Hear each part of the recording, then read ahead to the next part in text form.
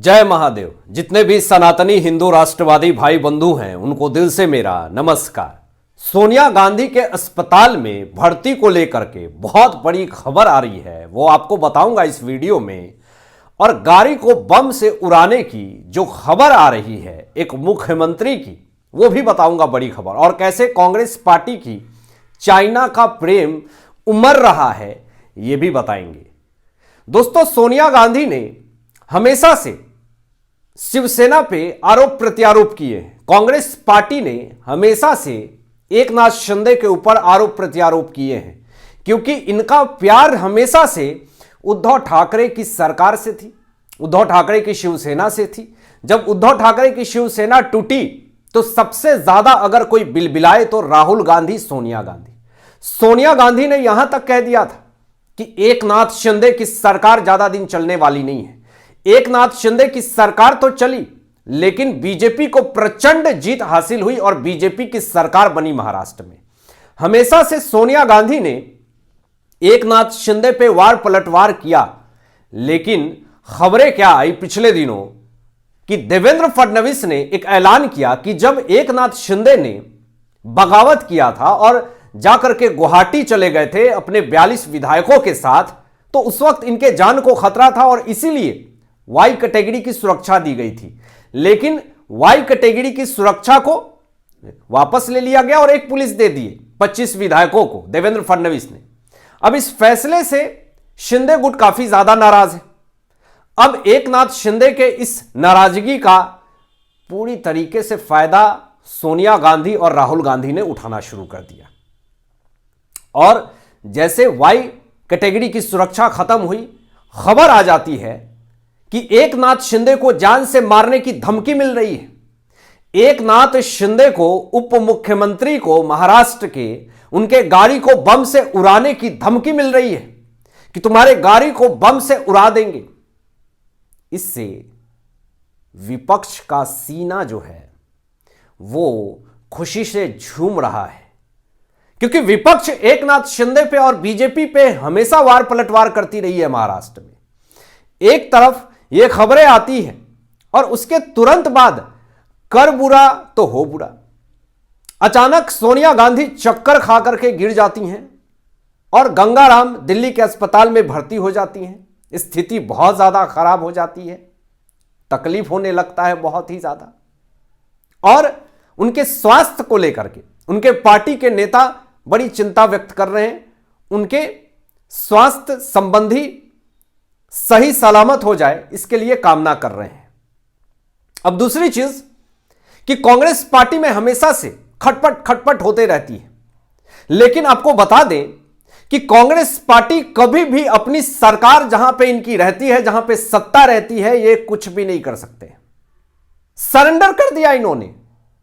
कर्नाटक के deputy CM DK Shivakumar ने एक बहुत बड़ा एक्शन, तो ये लेते नहीं है कभी, लेकिन एक ऐलान कर दिया। डीके शिव कुमार ने क्या कहा पता है आपको? डीके शिव कुमार ने पहले ही सेंट्रल गवर्नमेंट से फंड मांगे कि हमारे पास डेवलपमेंट करने के लिए पैसे नहीं है। और मैंने उसी वक्त ये बात कह दी थी कि डीके शिव कुमार को मुख्यमंत्री बनना है, सिद्धारमैया को मुख्यमंत्री बनाया गया, इससे बड़ा तकलीफ था उनको। लेकिन आज अपनी गलती का ठिकरा, आप अपनी सत्ता में कुछ कर नहीं पा रहे हैं तो भगवान को बीच में लेकर के आ जा रहे हैं। आज हद हो गई। डीके शिव कुमार स्टेटमेंट क्या दे रहे हैं? कह रहे हैं कि बेंगलुरु की ट्रैफिक जो व्यवस्था है, जो इतनी खराब है, अगर साक्षात स्वर्ग से उतर करके भगवान भी अगर आ जाए बेंगलुरु में तो वो ट्रैफिक की समस्या को खत्म नहीं कर सकते हैं। बताइए, एक उप मुख्यमंत्री बेंगलुरु का, कर्नाटक का यह स्टेटमेंट दे रहा है। क्या उम्मीद कर सकते हैं कि वहां की हालत क्या होगी?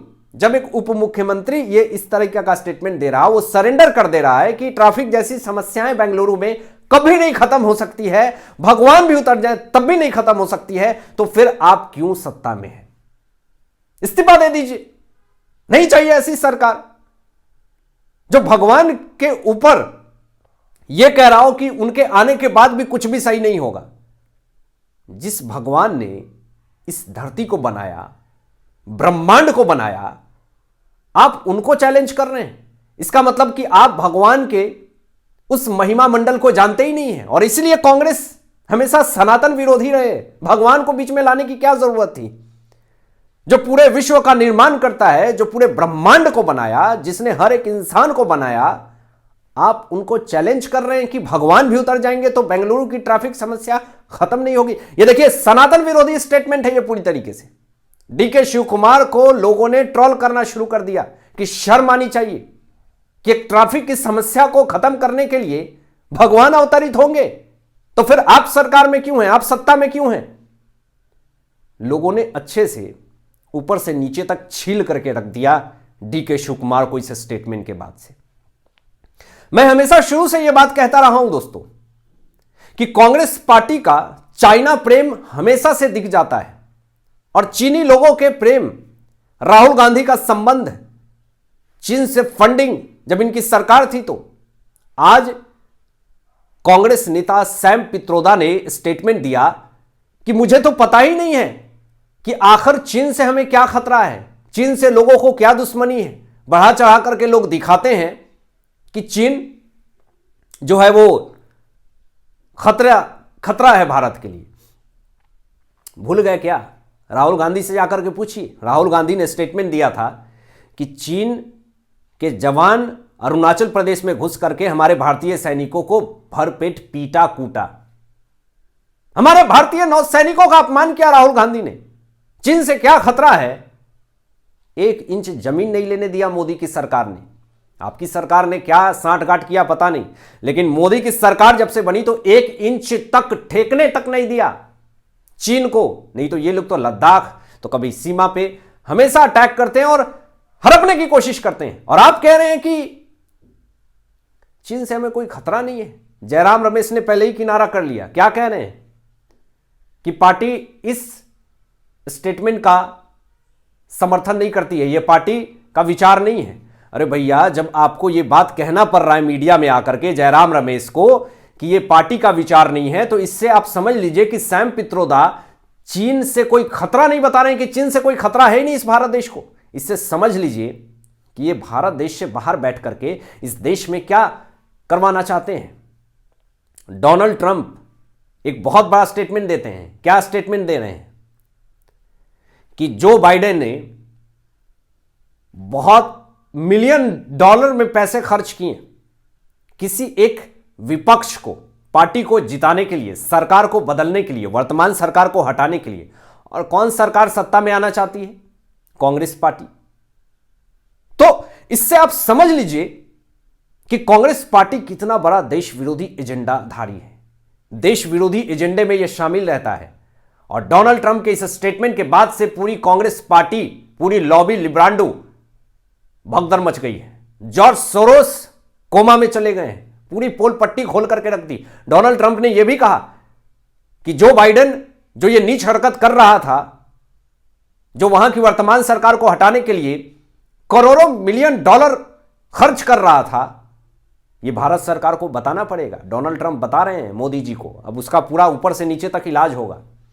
मोदी जी ने एक बड़ा एक्शन ले लिया और तुरंत स्टेटमेंट दिया दोस्तों कि 2 साल में जहां पर भी विधानसभा चुनाव है, एनडीए विपक्ष को हरा देगी। सारी क्षेत्रीय पार्टी खत्म हो जाएगी दोस्तों। इनके पास कोई ऑप्शन नहीं बचेगा। ये सिर्फ झुनझुना लेकर के बजाएंगे। इन सब का राजनीति करियर पूरी तरीके से समाप्त होने वाला है, क्योंकि इन लोगों ने सिर्फ और सिर्फ अपनी पार्टी के लिए काम किया, अपने पार्टी के नेताओं के लिए काम किया, परिवारवाद को बढ़ावा दिया, अपने पॉकेट को गर्म करने का काम किया। मोदी की सरकार ने इस देश के लिए काम किया, देश की जनता के लिए काम किया, गरीबों के लिए काम किया, नारी शक्ति के लिए काम किया। तो यह अंतर है मोदी सरकार और विपक्ष में। आप क्या सोचते हैं? इन तमाम विषयों पर अपनी विचार व्यक्त कीजिएगा। मिलते हैं एक लेटेस्ट ब्रेकिंग न्यूज के साथ। तब तक अपना ध्यान रखें, ख्याल रखें। सत्यमेव जयते। जय हिंद।